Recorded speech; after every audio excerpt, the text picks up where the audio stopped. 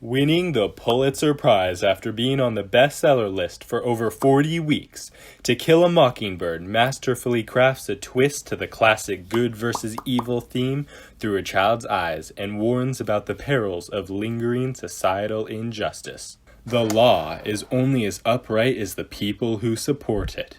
Taking place in Macomb, Alabama during the early 1930s. Wait, does that mean that the characters had to suffer through the Great Depression, which creates the perfect conflict-rich atmosphere that readers love? Yes, it does. Immerse yourself in a realistic novel from the perspective of a 6-year-old? So it must be pretty unreliable, right?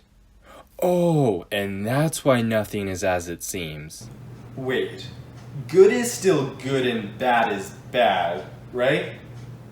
No? Ugh, this is getting confusing. Climb up the mountain of rising action that involves seemingly mundane events, such as going to school, learning lessons from Dad, and hunting the neighborhood boogeyman? Okay, so the latter one doesn't really count. Neither does the time Scout ends up in a ham costume in the middle of the night, nor the point of the story when Atticus reveals himself to be a sniper-level marksman.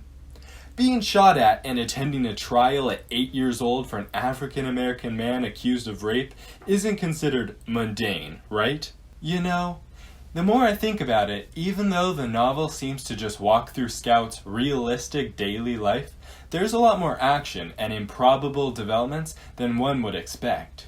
Well, feel your grip tighten and your body stiffen as the climax puts the reader literally in the dark, only to gradually reveal all the juicy details throughout the next chapter. Talk about suspense. Oh, and Harper Lee's literary genius will manifest itself in full glory during this point too.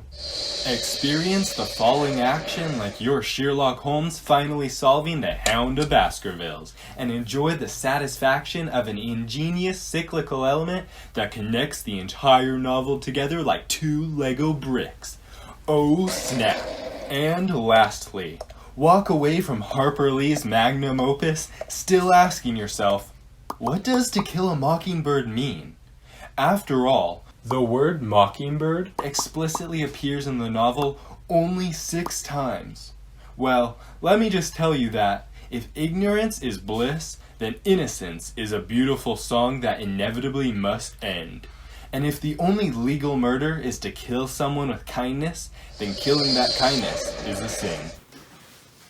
Huh? So step into Scout's shoes and embark on a convoluted journey that pretty much ends back where it all began, and leaves the reader with Harper Lee's unfailing hope in humanity for societal improvement, despite how many mockingbirds are injured or killed throughout this novel. And no, I don't mean winged feathery animals. Girl meets world. To Kill a Mockingbird. What's the big deal with mockingbirds anyway? First this, then the Hunger Games? Is Katniss Everdeen secretly an older, alternate dimension version of Scout Finch? I smell conspiracy. But all jokes aside, y'all should definitely read this masterpiece.